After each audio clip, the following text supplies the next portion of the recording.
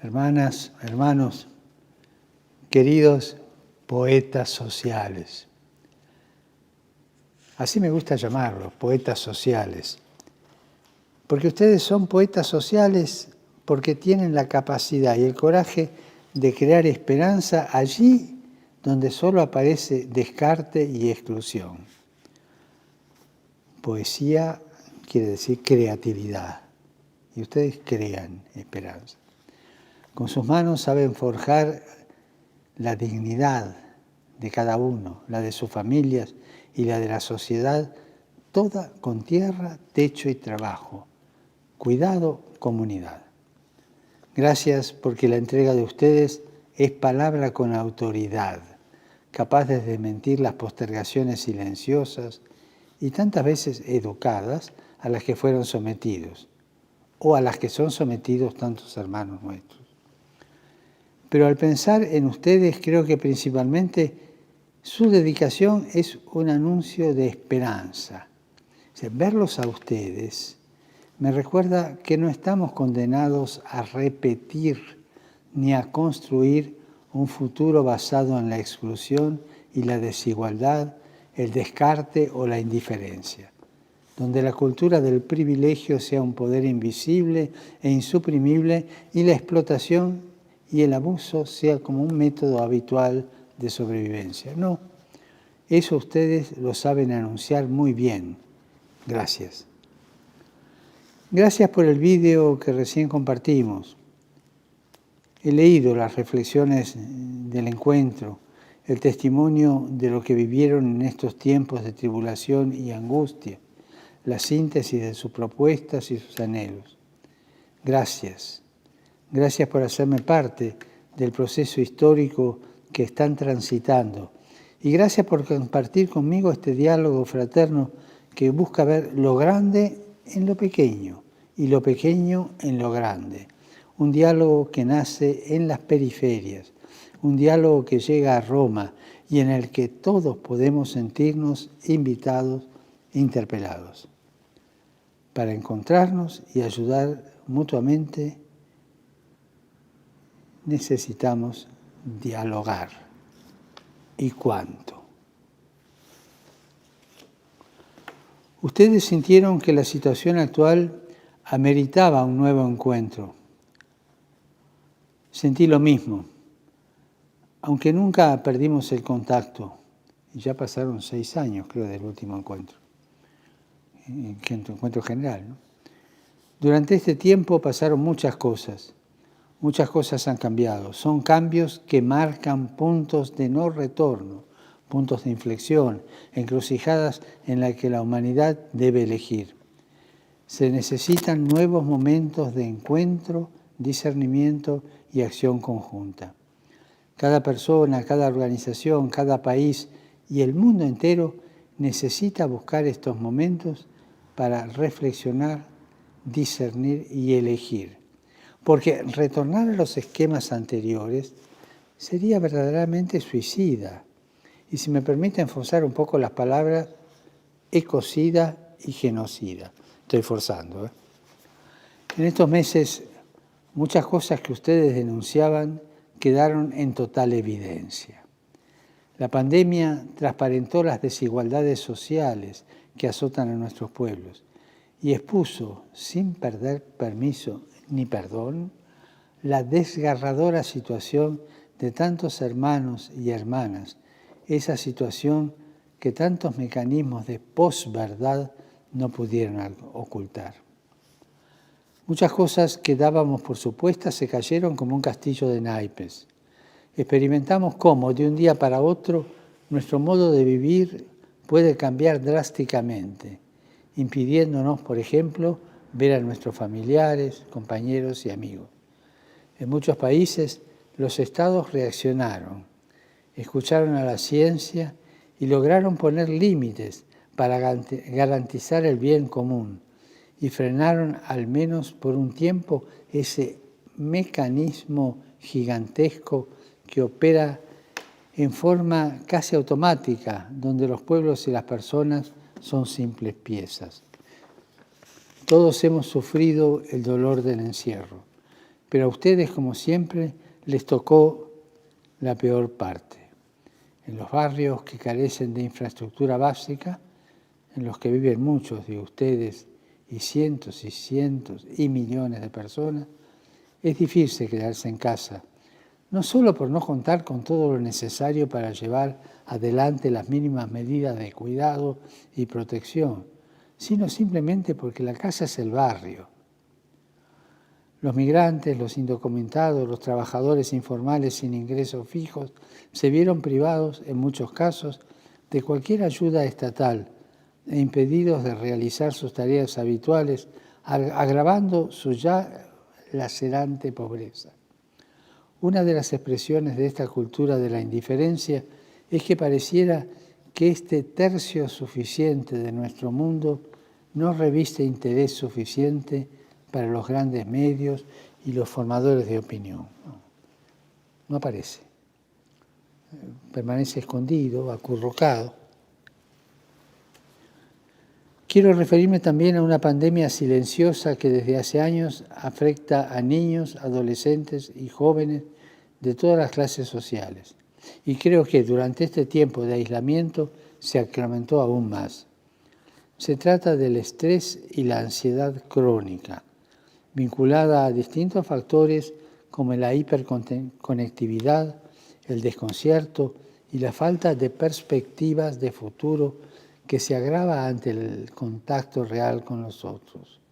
Familias, escuelas, centros deportivos, oratorios, parroquias. En definitiva, la falta de contacto real con los amigos, porque la amistad es la forma en que el amor resurge siempre. Es evidente que la tecnología puede ser un instrumento de bien, y es un instrumento de bien, que permite diálogos como este y tantas otras cosas, pero nunca puede suplantar el contacto entre nosotros. Nunca puede suplantar una comunidad en la cual enraizarnos y hacer que nuestra vida se vuelva fecunda. Y si de pandemia se trata, no podemos dejar de cuestionarnos por el flagelo de la crisis alimentaria. Pese a los avances de la biotecnología, millones de personas fueron privadas de alimento, aunque estos estén disponibles.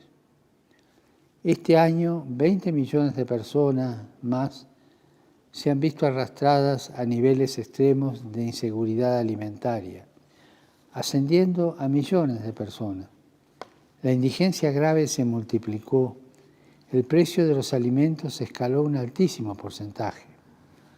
Los números del hambre son horrorosos y pienso, por ejemplo, en países como Siria, Haití, Congo, Senegal, Yemen, Sudán del Sur. Pero el hambre también se hace sentir en muchos otros países del mundo pobre y no pocas veces también en el mundo rico. Es posible que las muertes por año por causas vinculadas al hambre puedan superar las de COVID, pero eso no es noticia, eso no genera empatía. Quiero agradecerles porque ustedes sintieron como propio el dolor de los otros. Ustedes saben mostrar el rostro de la verdadera humanidad, esa que no se construye dando la espalda al sufrimiento del que está al lado, sino en el reconocimiento paciente, comprometido y muchas veces hasta doloroso de que el otro es mi hermano y que sus dolores, sus alegrías y sus sufrimientos son también los míos. Ignorar al que está caído es ignorar nuestra propia humanidad, que clama en cada hermano nuestro. Cristianos o no, han respondido a Jesús que dijo a sus discípulos frente al pueblo hambriento, denles ustedes de comer. Y donde había escasez, el milagro de la multiplicación se repitió en ustedes que lucharon incansablemente para que a nadie le faltase el pan. Gracias. Al igual que los médicos, enfermeros y el personal de salud en las trincheras sanitarias, Ustedes pusieron su cuerpo en la trinchera de los barrios marginados. Tengo presente muchos, entre comillas, mártires de esa solidaridad sobre quienes supe por medio de muchos de ustedes. El Señor se los tendrá en cuenta. Si todos los que por amor lucharon juntos contra la pandemia pudieran también soñar juntos un mundo nuevo, qué distinto sería todo. Soñar juntos. Ustedes son, como les dije en la carta que les envié el año pasado, un verdadero ejército invisible. Son parte fundamental de esa humanidad que lucha por la vida frente a un sistema de muerte. En esa entrega veo al Señor que se hace presente en medio nuestro para regalarnos su reino. Jesús, cuando nos ofreció el protocolo con el cual seremos juzgados, Mateo 25, nos dijo que la salvación estaba en cuidar de los hambrientos, los enfermos, los presos, los extranjeros. En definitiva, en reconocerlo y servirlo a Él en toda la humanidad sufriente. Por eso me animo a decirles, felices los que tienen hambre y sed de justicia, porque serán saciados. Felices los que trabajan por la paz, porque serán llamados hijos de Dios. Queremos que esa bienaventuranza se extienda, que permee y unja cada rincón y cada espacio donde la vida se vea amenazada.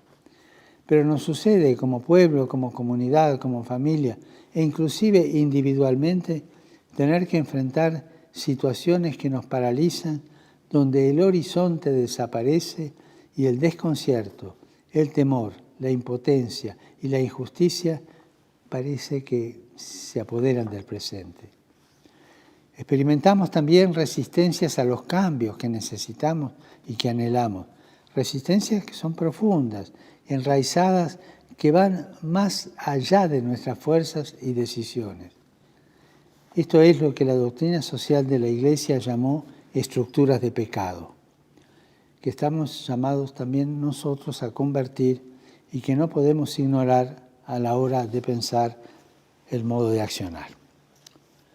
El cambio personal es necesario, pero es imprescindible también ajustar nuestros modelos socioeconómicos para que tengan rostro humano, porque tantos modelos lo han perdido. Y pensando en estas situaciones, me vuelvo pedigüeño y paso a pedir. A pedir a todos. Y a todos quiero pedirles en nombre de Dios, a los grandes laboratorios que liberen las patentes, tengan un gesto de humanidad y permitan que cada país, cada pueblo, cada ser humano tenga acceso a las vacunas. Hay países donde solo el 3-4% de los habitantes fueron vacunados. Quiero pedirles en nombre de Dios a los grupos financieros y organismos internacionales de crédito que permitan a los países pobres garantizar las necesidades básicas de su gente y condonen esas deudas tantas veces contraídas contra los intereses de esos mismos pueblos. Quiero pedirles en nombre de Dios a las grandes corporaciones extractivas mineras, petroleras, forestales, inmobiliarias, agronegocios, que dejen de destruir los bosques, humedales y montañas, dejen de contaminar los ríos y los mares, dejen de intoxicar los pueblos y los alimentos. Quiero pedirles en nombre de Dios a las grandes corporaciones alimentarias que dejen de imponer estructuras monopólicas de producción y distribución que inflan los precios y terminan quedándose con el pan del hambriento. Quiero pedirles en nombre de Dios a los fabricantes y traficantes de armas que cesen totalmente su actividad, una actividad que fomenta la violencia y la guerra, y muchas veces en el marco de juegos geopolíticos que cuestan millones de vidas y de desplazamientos. Quiero pedirles en nombre de Dios a los gigantes de la tecnología que dejen de explotar la fragilidad humana, las vulnerabilidades de las personas para obtener ganancias sin considerar cómo aumentan los discursos de odio, el grooming, el fake news, las teorías conspirativas, la manipulación política. Quiero pedirles en nombre de Dios a los gigantes de las telecomunicaciones que liberen el acceso a los contenidos educativos y el intercambio con los maestros por Internet para que los niños pobres también puedan educarse en contextos de cuarentena. Quiero pedirles en nombre de Dios a los medios de comunicación que terminen con la lógica de la posverdad, la desinformación, la difamación, la calumnia y esa fascinación enfermiza por el escándalo y lo sucio, que busquen contribuir a la fraternidad humana y a la empatía con los más vulnerados. Quiero pedirles en nombre de Dios a los países poderosos que cesen las agresiones, bloqueos, sanciones unilaterales contra cualquier país en cualquier lugar de la tierra. No al neocolonialismo. Los conflictos deben resolverse en instancias multilaterales como las Naciones Unidas. Ya hemos visto cómo terminan las intervenciones, invasiones y ocupaciones unilaterales, aunque se hagan bajo los más nobles motivos o ropajes. Este sistema, con su lógica implacable de la ganancia, está escapando a todo dominio humano. Es hora de frenar la locomotora, una locomotora descontrolada que nos está llevando al abismo. Todavía estamos a tiempo.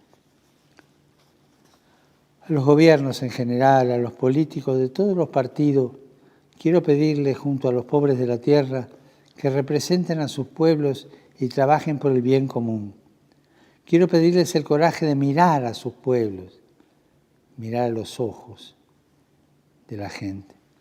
Y la valentía de saber que el bien de un pueblo es mucho más que un consenso entre las partes.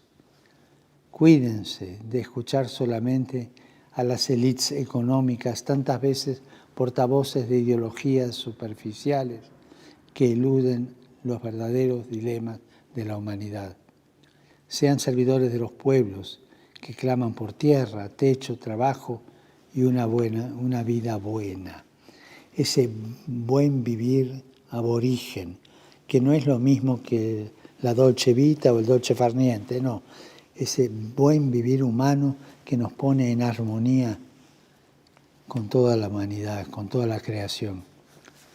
Quiero pedir también a todos los líderes religiosos que nunca usemos el nombre de Dios para fomentar guerras ni golpes de Estado. Estemos junto a los pueblos, a los trabajadores, a los humildes, y luchemos junto a ellos para que el desarrollo humano integral sea una realidad. Tendamos puentes de amor para que la voz de la periferia con sus llantos, pero también con su canto y también con su alegría, no provoque miedo, sino empatía en el resto de la sociedad.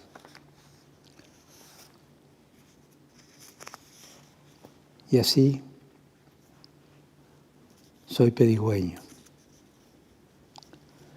Es necesario que juntos enfrentemos los discursos populistas de intolerancia, xenofobia, aporofobia, que es el odio a los pobres, como todos aquellos que nos lleve a la indiferencia, la meritocracia y el individualismo. Estas narrativas solo sirvieron para dividir nuestros pueblos y minar y neutralizar nuestra capacidad poética, la capacidad de soñar juntos. Hermanas y hermanos, soñemos juntos. Y así, como pido esto con ustedes, junto a ustedes, quiero también transmitirles algunas reflexiones sobre el futuro que debemos construir y soñar ese futuro. Dije reflexiones, pero tal vez cabría decir sueños, porque en este momento no alcanza el cerebro y las manos. Necesitamos también el corazón y la imaginación. Necesitamos soñar para no volver atrás. Necesitamos utilizar esa facultad tan excelsa del ser humano que es la imaginación. Ese lugar donde la inteligencia, la intuición, la experiencia, la memoria histórica se encuentran para crear, componer, aventurar y arriesgar. Soñemos juntos porque fueron precisamente los sueños de libertad e igualdad, de justicia y dignidad, los sueños de fraternidad, los que mejoraron el mundo. Y estoy convencido de que en esos sueños se va colando el sueño de Dios para todos nosotros que somos sus hijos. Soñemos juntos, sueñen entre ustedes, sueñen con otros. Sepan que están llamados a participar en los grandes procesos de cambio, como les dije en Bolivia. El futuro de la humanidad está en gran medida en sus manos, en su capacidad de organizarse, en su capacidad de promover alternativas creativas. Está en sus manos. Pero esas son cosas inalcanzables, dirá alguno. Sí, pero tienen la capacidad de ponernos en movimiento, de ponernos en camino. Y ahí reside precisamente toda la fuerza de ustedes, todo el valor de ustedes, porque son capaces de ir más allá de miopes autojustificaciones y convencionalismos humanos, que lo único que logran es seguir justificando las cosas como están. Sueñen juntos. No caigan en esa resignación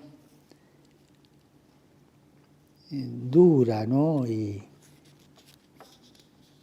perdedora, ¿no? Que el tango lo expresa también. Dale que va, que todo es igual, que allá en el horno se vamos a encontrar. No caigan en eso, por favor. Los sueños son siempre peligrosos para aquellos que defienden el statu quo, porque cuestionan la parálisis que el egoísmo del fuerte o el conformismo del débil quieren imponer. Y aquí hay como un pacto no hecho, pero es inconsciente, ¿no? El egoísmo del fuerte con el conformismo del débil. Esto no puede funcionar así. Los sueños desbordan los límites estrechos que se nos imponen y nos proponen nuevos mundos posibles. Y no estoy hablando de ensoñaciones rastreras que confunden el vivir bien con pasarla bien, que no es más que un pasar el rato para llenar el vacío de sentido y así quedar a merced de la primera ideología del mundo. No es eso. Sino soñar para ese buen vivir en armonía con toda la humanidad y con la creación. Pero ¿cuál es uno de los peligros más grandes que enfrentamos hoy? A lo largo de mi vida, no tengo 15 años, o sea, cierta experiencia tengo, pude darme cuenta de que de una crisis nunca se sale igual.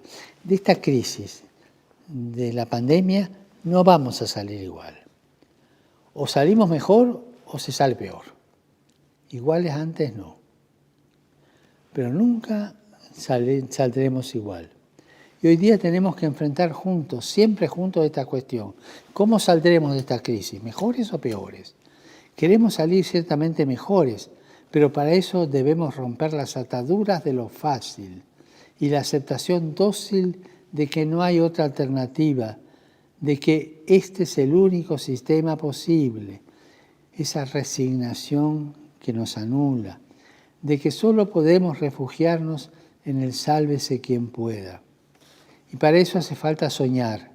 Me preocupa que mientras estamos todavía paralizados, ya hay proyectos en marcha para rearmar la misma estructura socioeconómica que teníamos antes, porque es más fácil. Elijamos el camino difícil, salgamos mejor. En Fratelli Tutti utilicé la parábola del buen samaritano como la representación más clara de esta opción comprometida en el Evangelio. Me decía un amigo que la figura del buen samaritano está asociada por cierta industria cultural a un personaje medio tonto.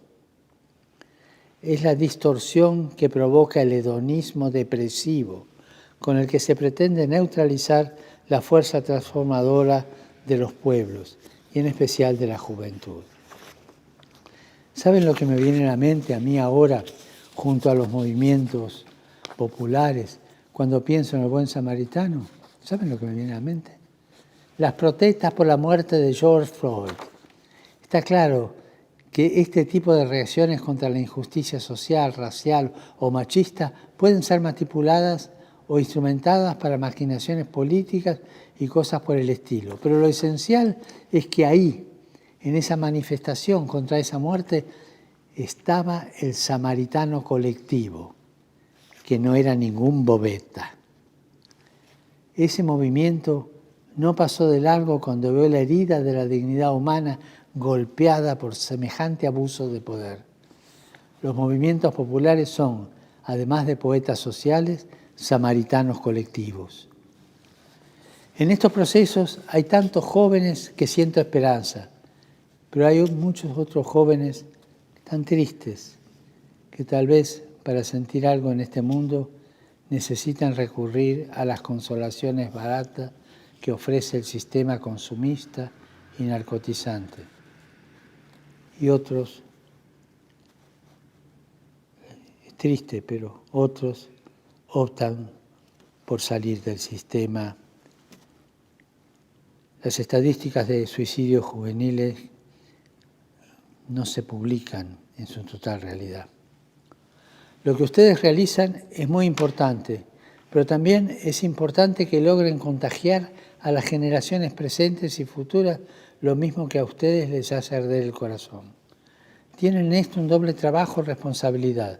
Seguir atentos como el buen samaritano a todos aquellos que están golpeados por el camino, pero a su vez buscar que muchos más se sumen en este sentir.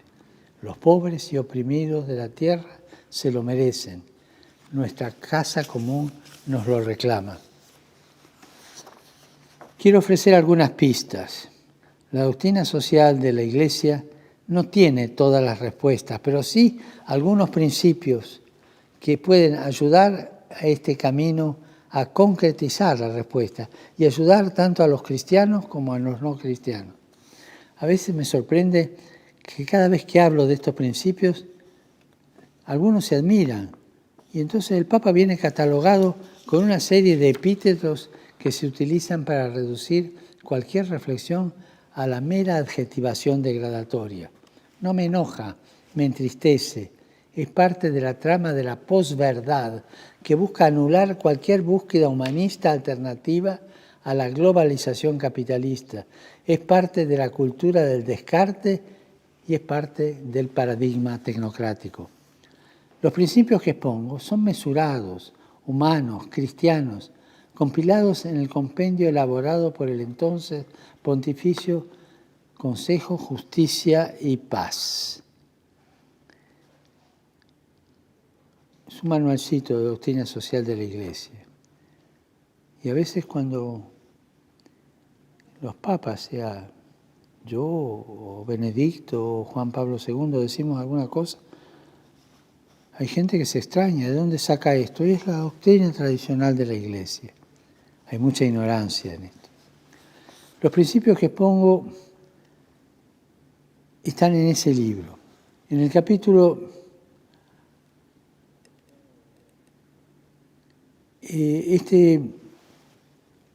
quiero aclarar una cosa. Están compilados en este compendio, ¿no? Y este compendio fue encargado por San Juan Pablo II. Les recomiendo a ustedes, a todos los líderes sociales, sindicales, religiosos, políticos y empresarios, lo lean.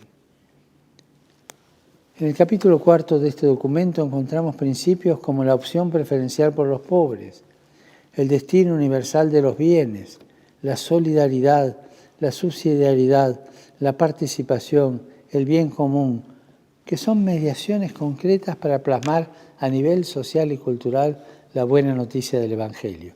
Y me entristece cuando algunos hermanos de la Iglesia se incomodan si recordamos estas orientaciones que pertenecen a toda la tradición de la Iglesia. Pero el Papa no puede dejar de recordar esta doctrina, aunque muchas veces le moleste a la gente, porque lo que está en juego no es el Papa, sino el Evangelio. Y en este contexto quisiera rescatar brevemente algunos principios con los que contamos para llevar adelante nuestra misión. Mencionaré 2 o 3 nomás. Uno es el principio de solidaridad. La solidaridad no solo como virtud moral, sino como principio social, principio que busca enfrentar los sistemas injustos con el objetivo de construir una cultura de la solidaridad que exprese, literalmente dice el compendio, una determinación firme y perseverante de empeñarse por el bien común. Otro principio es estimular y promover la participación y la subsidiariedad entre movimientos y entre los pueblos, capaz de limitar cualquier esquema autoritario, cualquier colectivismo forzado o cualquier esquema estadocéntrico. El bien común no puede utilizarse como excusa para aplastar la iniciativa privada, la identidad local o los proyectos comunitarios. Por eso, estos principios promueven una economía y una política que reconozca el rol de los movimientos populares, la familia, los grupos de asociaciones, las realidades territoriales locales, en definitiva, aquellas expresiones agregativas de tipo económico, social, cultural, deportivo, recreativo, profesional y político a las que las personas dan vida espontáneamente y que hacen posible su efectivo crecimiento social. Esto en el número 185 del compendio. Como ven, queridos hermanos, queridas hermanas, son principios equilibrados y bien establecidos en la doctrina social de la Iglesia. Con estos 2 principios creo que podemos dar el próximo paso del sueño a la acción, porque es tiempo de actuar. Muchas veces me dicen, Padre, estamos de acuerdo, pero en concreto, ¿qué debemos hacer? Yo no tengo la respuesta. Por eso debemos soñar juntos y encontrarla entre todos. Sin embargo, hay medidas concretas que tal vez permitan algunos cambios significativos. Son medidas que están presentes en vuestros documentos, en vuestras intervenciones, y que yo he tomado muy en cuenta, sobre las que medité y consulté especialistas. En encuentros pasados hablamos de la integración urbana, la agricultura familiar, la economía popular. A estas que todavía exigen seguir trabajando juntos para concretarlas, me gustaría sumarle 2 más: el salario universal y la reducción de la jornada de trabajo. Un ingreso básico, el IBU, o salario universal, para que cada persona en este mundo pueda acceder a los más elementales bienes de la vida. Es justo luchar por una distribución humana de estos recursos. Y es tarea de los gobiernos establecer esquemas fiscales y redistributivos para que la riqueza de una parte sea compartida con la equidad, sin que esto suponga un peso insoportable, principalmente para la clase media. Generalmente, cuando hay estos conflictos, es la que más sufre. No olvidemos que las grandes fortunas de hoy son fruto del trabajo, la investigación científica y la innovación técnica de miles de hombres y mujeres a lo largo de generaciones. La reducción de la jornada laboral es otra posibilidad. El ingreso básico, Hugo, es una posibilidad. La otra es la reducción de la jornada laboral. Y hay que analizarla seriamente. En el siglo XIX, los obreros trabajaban 12, 14, 16 horas por día. Cuando conquistaron la jornada de 8 horas, no colapsó nada como algunos sectores preveían. Entonces, insisto, trabajar menos para que más gente tenga acceso al mercado laboral, que es un aspecto que necesitamos explorar con cierta urgencia. No puede haber tantas personas agobiadas por el exceso de trabajo y tantas otras agobiadas por la falta de trabajo. Considero que son medidas necesarias, pero, desde luego, no suficientes. no resuelven el problema de fondo. Tampoco garantizan el acceso a la tierra, techo y trabajo en la cantidad y calidad que los campesinos sin tierra, las familias sin techo seguro y los trabajadores precarios merecen. Tampoco van a resolver los enormes desafíos ambientales que tenemos por delante.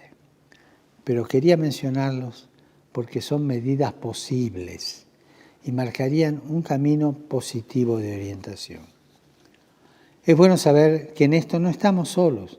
Las Naciones Unidas intentaron establecer algunas metas a través de los llamados Objetivos de Desarrollo Sostenible, pero lamentablemente desconocidas por nuestros pueblos y la periferia, lo que nos recuerda la importancia de compartir y comprometer a todos en esta búsqueda común. Hermanas y hermanos, estoy convencido de que el mundo se ve más claro desde las periferias. Hay que escuchar a las periferias, abrir las puertas, permitirles participar. El sufrimiento del mundo se entiende mejor junto a los que sufren.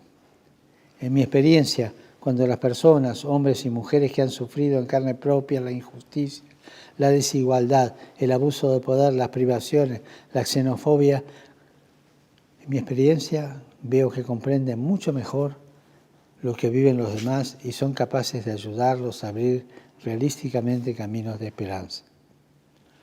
Qué importante es que vuestra voz sea escuchada, representada en todos los lugares de toma de decisión. Ofrecerla como colaboración, ofrecerla como una certeza moral de lo que hay que hacer. Esfuércense para hacer sentir su voz. Y también en esos lugares, por favor, no se dejen encorsetar ni se dejen corromper.